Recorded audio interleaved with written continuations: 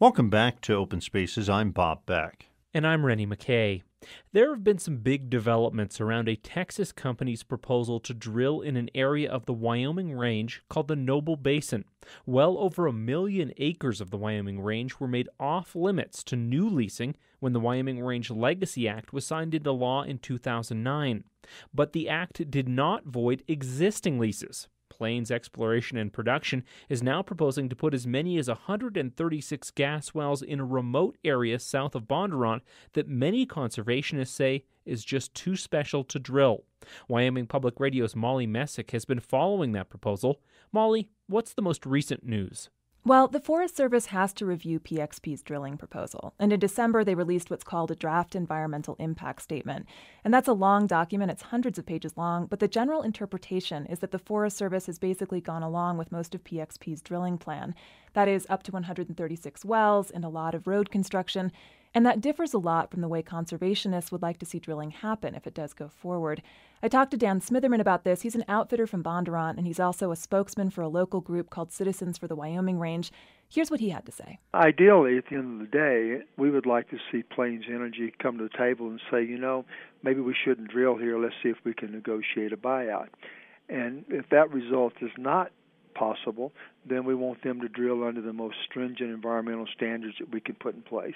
We'd like to essentially see the wildlife baseline so we know what the population levels are, and then we'd like to see a very slow phased development, minimum surface disturbance, maximum amount of monitoring, and as little road construction as possible. And so that seems like it's pretty different from what's being proposed right now.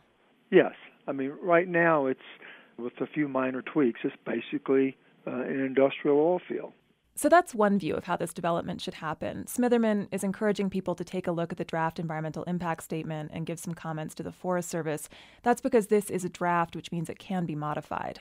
But I understand there's another aspect to all of this. There's also been some negotiation between Plains Exploration and Production and a couple of sportsmen and outfitters groups in the state. That's right. The day after the Forest Service released its draft environmental impact statement, PXP sent out a press release about that agreement.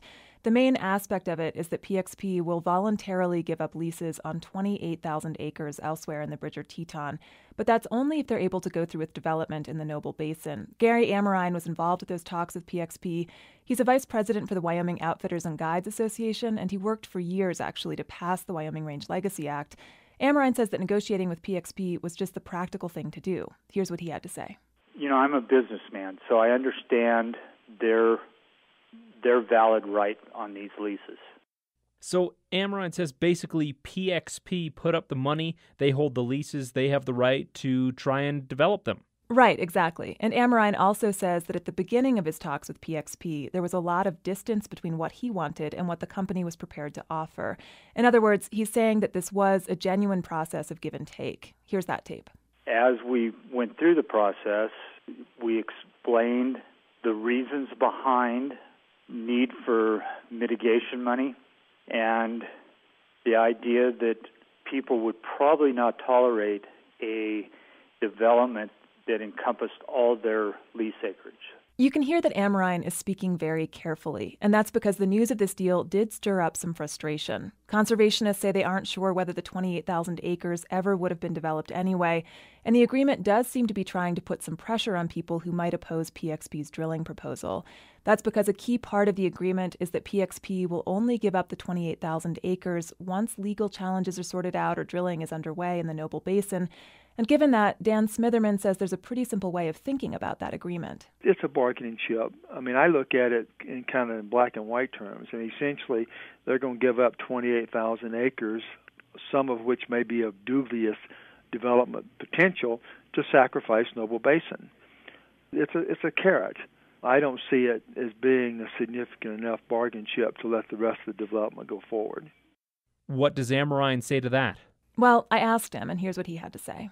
How can you give something up prior to getting something in return? It's really clear-cut. What we were able to accomplish was a business deal. Nothing more, nothing less. Amrine also disputes that those 28,000 acres might not have been developed anyway. And he says at least he was able to get this. He says he's not sure what kind of agreement he would get now from PXP, now that the Forest Service seems prepared to let that drilling go forward. There's a lot of detail here, a lot of contentions and information to sort through. What's the big picture? The big picture is that there could still be changes to the drilling proposal. This process isn't over yet. The Forest Service is taking public comment until March 10th, so we could actually see some differences between the drilling plan that's outlined now and the one that PXP actually gets to pursue, but that depends to some degree on public involvement. Molly, thanks for walking us through all this. Sure, thanks so much.